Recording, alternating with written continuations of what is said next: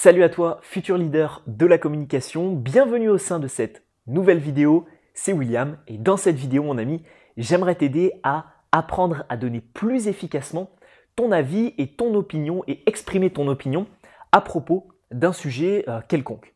Alors, il va falloir différencier deux choses différentes. La première, c'est quelqu'un qui vient te voir ou en communication dans le monde pro ou perso et qui vient te demander ton avis. Et la deuxième, c'est toi-même qui souhaites donner ton avis et interagir sur quelque chose. On le verra au sein de cette vidéo, est-ce qu'il est toujours intéressant de donner son avis ou non? Je pense que tu as déjà une petite idée de ma réponse si tu me suis depuis plusieurs années.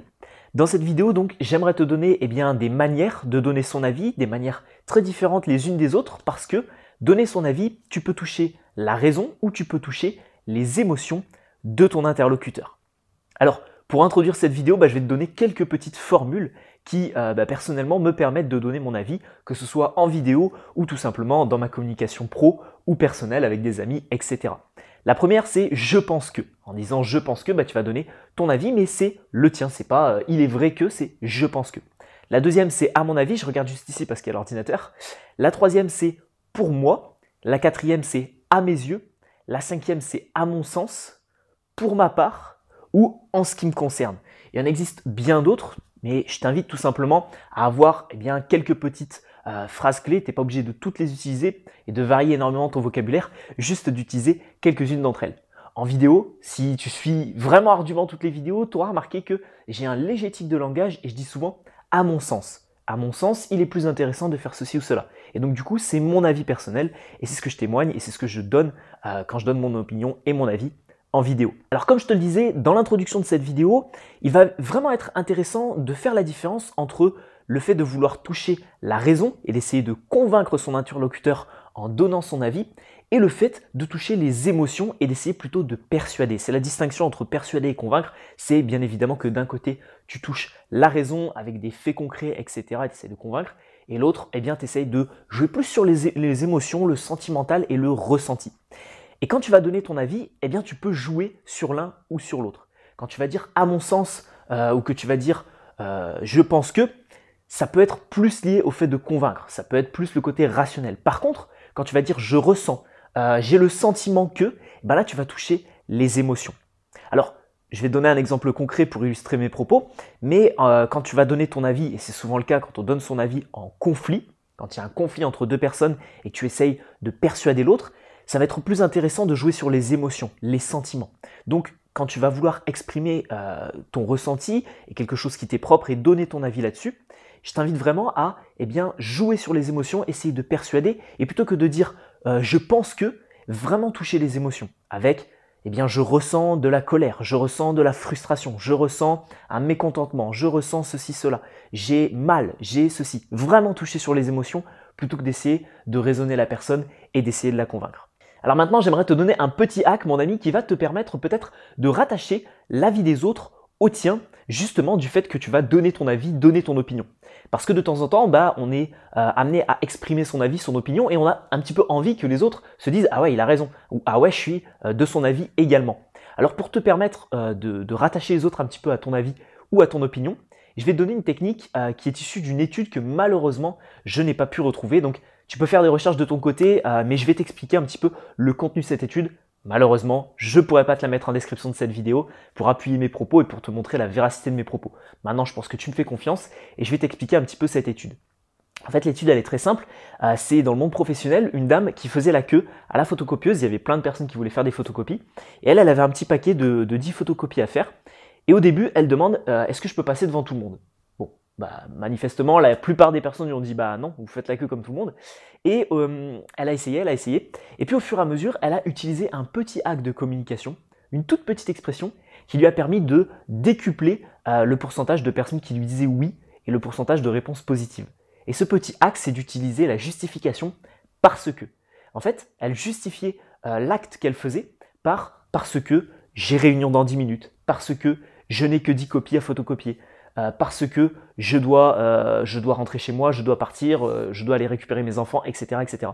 Et juste avec cette expression « parce que », elle obtenait, je ne sais plus, mais c'était un pourcentage énorme de réponses positives par rapport à la non-justification de ses propos. Donc ce que je t'invite à faire, c'est quand tu vas donner ton opinion, donner ton avis, c'est d'utiliser ce petit hack du parce que, et en fait tu vas dire, moi je pense que, tu vas utiliser ton argumentation, quel que soit ce que tu vas dire, et ensuite tu vas justifier ça par parce que, et ensuite tu vas le justifier.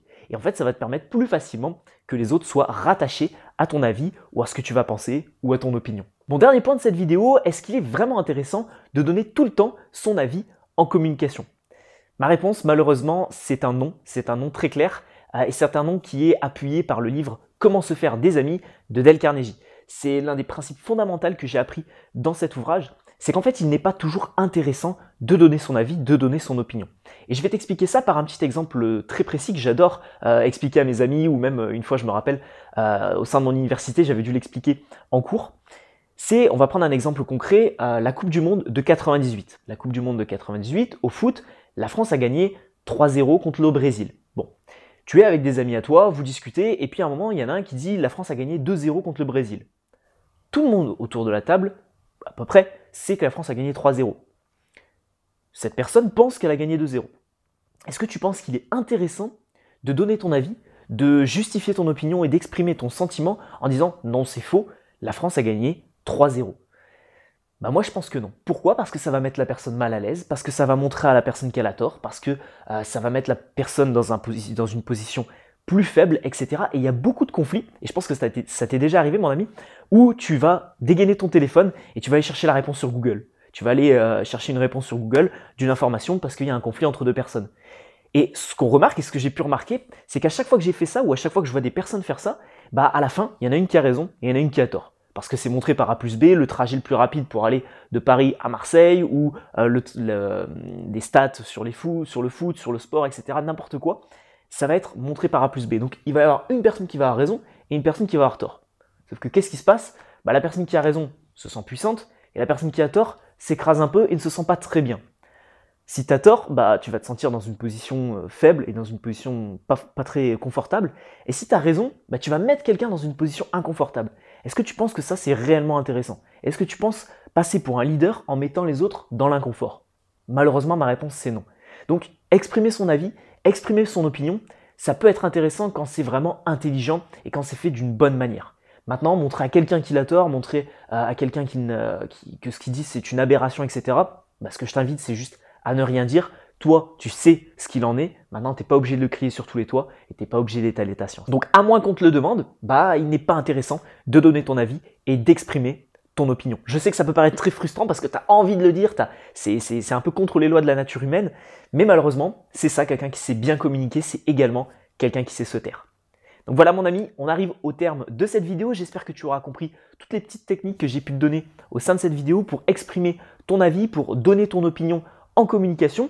Et si tu es encore en train de regarder cette vidéo, c'est sûrement que tu es intéressé par la communication, l'aisance relationnelle ou la prise de parole en public. Donc j'aimerais t'aider à améliorer encore plus cette compétence, peut-être à résoudre certains problèmes que tu as et certains blocages que tu as sur ta communication, sur ta prise de parole, sur ton aisance relationnelle, pour créer des bonnes communications avec les autres. Et je t'invite tout simplement à cliquer sur le premier lien dans la description de cette vidéo ou sur la petite miniature qui apparaîtra à l'écran pour suivre gratuitement une formation de 1 heure sur la prise de parole en public. C'est un cours que j'ai créé spécialement pour t'aider à dépasser certains blocages, à dépasser certains problèmes sur cette thématique.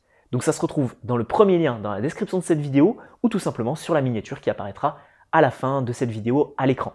Je t'invite également à t'abonner à cette chaîne YouTube si ce n'est pas déjà fait et puis à me mettre en commentaire peut-être certaines anecdotes sur des fois où tu as exprimé ton avis, exprimé ton opinion ou sur d'autres vidéos que tu aimerais voir sur cette chaîne YouTube mon ami. Je te souhaite une bonne journée et puis je te dis à bientôt dans une prochaine vidéo ou à tout de suite sur la formation gratuite. Ciao ciao.